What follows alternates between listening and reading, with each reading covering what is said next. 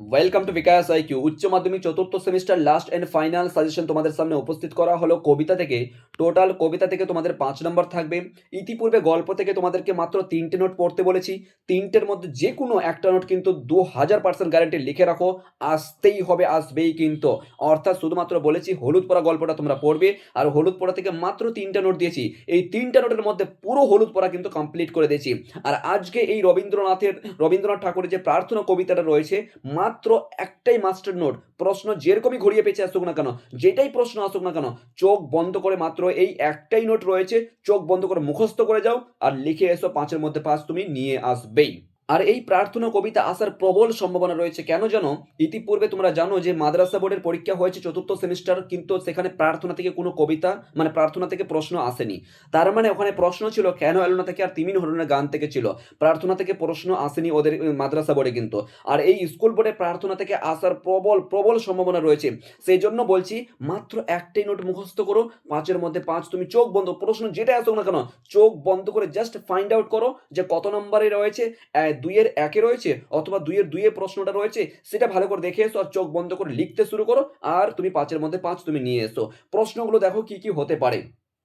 প্রথম প্রশ্ন রয়েছে কি, প্রার্থনা কবিতায় কবি কিভাবে ভারতকে স্বর্গে জাগরিত করার কথা বলেছেন তা নিজের ভাষায় আলোচনা করো। যদি এই প্রশ্নটা না থাকে তাহলে এই প্রশ্নটা থাকবে কি আছে, প্রার্থনা কবিতার মূল বক্তব্য সংক্ষেপে আলোচনা করো। এই প্রশ্নটা না থাকে যদি এইভাবে ঘুরিয়ে দেয় যে প্রার্থনা কবিতার যে সংক্ষেপে বা সারাংশ উল্লেখ করো, এই প্রশ্নটা থাকলেও কিন্তু চোখ বন্ধ করে এই নোটটাই কিন্তু লিখে আসতে হবে। এরপরে দেখো 3 নম্বর, ভেরি ভেরি ইম্পর্টেন্ট, এই লাইনটা আসার প্রবল সম্ভাবনা রয়েছে। চিত্ত যেতা ভয় শূন্য উচ্চ যেতা শির, এই লাইনটা যদি থাকে তাহলে কোন প্রসঙ্গে কবি কথা বলেছেন মন্তব্যটি ব্যাখ্যা করো। এই লাইনটাও যদি থাকে, এগুলো যদি না থাকে নো প্রবলেম, লাইনটা থাকলেও কিন্তু চোখ বন্ধ করে কিন্তু এই মাস্টার নোট কিন্তু লিখে আসবে। একটাই মাস্টার নোট রয়েছে, সমস্ত কিছু বলে দিচ্ছি। 1 নম্বর চলে এসো। এরপরে চলে এসো, যদি ওইটাও প্রশ্ন না থাকে, এটাও মানলাম এটাও মানলাম, ওটাও না থাকে, তাহলে এটা থাকবে। আরে প্রশ্ন যেটাই দেখো না কেন, সনেট কি, সনেট কি হিসাবে প্রার্থনা কবিতার কতটা সার্থক তা বিচার করো। এইটাও প্রশ্ন মানলাম যে এটাও দিল না। এরপরে চলে এসো, প্রার্থনা কবিতায় রবীন্দ্রনাথের স্বদেশ চিন্তার পরিচয় দাও। এটাও যদি না থাকে তাহলে অথবা এটাই থাকবে। আরে যেটাই প্রশ্ন দেখ না কেন উত্তর কিন্তু একটাই হবে।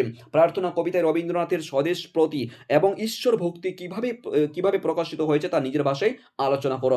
এটাও থাকলো না মানছি, তো নিচের অবশ্যই থাকবে আর কি এই নাম্বারটা। এটা দেখো, যেথা তুচ্ছ যেথা তুচ্ছ আচারে মরু বালি রাশি, এই লাইনটাও কিন্তু ইম্পর্টেন্ট। ঠিক আছে, তুচ্ছ আচার বলতে কি বোঝানো হয়েছে, এখানে তুচ্ছ আচারের সঙ্গে মরুবালি রাশি কি মানে কার কথা বা কি বোঝানো হয়েছে, তুলনা করা হয়েছে তার নিজের ভাষা আলোচনা করো। এই লাইনটাও মানলাম, দিল না, তাহলে এটা দিবে আর কি, জ্ঞান যেথা মুক্ত যেথা গৃহে প্রাচীর আপন প্রাঙ্গণে দিবস এই লাইনটা ভেরি ভেরি ইম্পর্টেন্ট।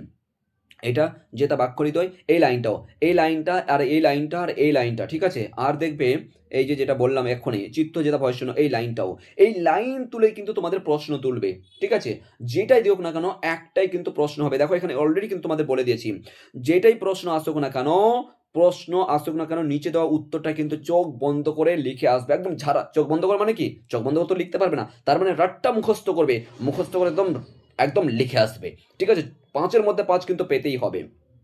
শুধু লক্ষ্য করবো আমরা কি 1+4 এই মতন যদি প্রশ্ন থাকে, 1 নম্বরের জন্য কি প্রশ্নটা দিয়েছে সেটা ভালো করে লক্ষ্য করবে, সেটা কিন্তু উত্তর দিবে।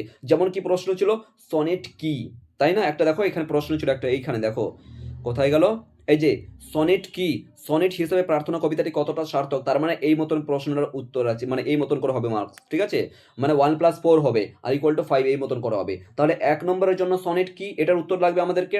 আর এই যে বাকিগুলো রয়েছে, বাকি অংশটা রয়েছে 4 নম্বরের জন্য, চোখ বন্ধ করে নিচে দেওয়া নোটটা লিখে আসবে প্যারা করে করে, আর কিছু লাগবে না। আশা করি বুঝাতে পেরেছি। তাহলে স্টার্ট করা যাক। দেখো প্রথম কবিতা কি রয়েছে, বিশ্বকবি রবীন্দ্রনাথ ঠাকুর, বিশ্বকবি রবীন্দ্রনাথ ঠাকুর নৈবেদ্য কাব্যগ্রন্থের অন্তর্গত 72 সংখ্যক কবিতা প্রার্থনা। এই কবিতায় কবি নিজের কাঙ্ক্ষিত দেশের এক স্বপ্নময় ছবি এঁকেছেন। এটা ভুল ছিল, ঠিক আছে, এবং দাঁড়িয়ে দিবে, এবং এঁকেছেন, এই দাড়িটা হবে না, দাড়িটা ভুল হবে। ঠিক আছে, এটা অলরেডি আমাদের লাইভ ক্লাসে লেখানো হয়েছিল, একটা স্টুডেন্টের কাছ থেকে নেওয়া। ঠিক আছে, অলরেডি পাঠাতে বলেছিলাম লাইভ ক্লাস, একদম এটা বলতে গেলে আমাদের পেড গ্রুপে দেওয়া হয়েছে নোটটা। এবং কবিগুরু এক নতুন স্বদেশের কল্পনা করেছেন, যেখানে ভারতবর্ষ একটি আদর্শ উন্নত নৈতিক হিসাবে গড়ে উঠবে। ওকে, গড়ে উঠবে এবং মানুষের চিত্ত হবে ভয়শূন্য, মানুষের চিত্ত হবে ভয়শূন্য। কেউ কারো থেকে কুঁকড়ে, এটা এই যে কুঁকড়ে শব্দটা বলাটা ঠিক হবে না, বলতে গেলে একটা মানে গ্রাম্য শব্দ হয়ে গেছে কুঁকড়ে শব্দটা। এর থেকে উন্নত কিছু শব্দ তোমরা ব্যবহার করতে পারো।